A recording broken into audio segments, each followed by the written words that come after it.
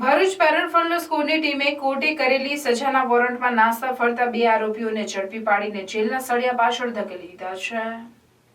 ભરૂચ જિલ્લા parole fund સ્કૂલની team જિલ્લા અને રાજ્ય બહારના સાજા પામેલા અને પોલીસ પકડથી નાસ્તા ફરતા આરોપીઓને પકડી પાડવાની કામગીરી હાથ ધરી વેગીલી બનાવી છે। આ દરમિયાન માહિતી મળી હતી કે 6ઠા એડિશનલ જ્યુડિશિયલ મેજિસ્ટ્રેટની કોર્ટમાં નેગોશિયેબલ ઇન્સ્ટ્રુમેન્ટ 138 મુજબના 6 માસની સાદી કેદની સજાના વોરંટમાં ધરપકડથી બચવા માટે નાસ્તા ફરતા આરોપી મોહમ્મદ આદિલ ઇસ્માઇલ કોઠિયા તેના ઘરે ઢાંગરા વાડના નાના ડભોચામાં વાડમાં રહે છે, જેથી પોલીસ ટીમે દોડી જઈ તેને ઘરમાંથી ઝડપી પાડ્યો હતો।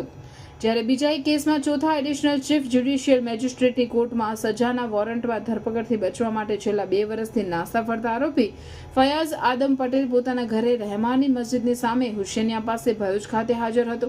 આ અંગેની માહિતી પેરોલ ફોર સ્કોરની ટીમને મળતા જ ટીમે તેના ઘરેથી આરોપીને ઝડપી પાડી જેલના સળિયા પાછળ ધકેલી નાખ્યો હતો।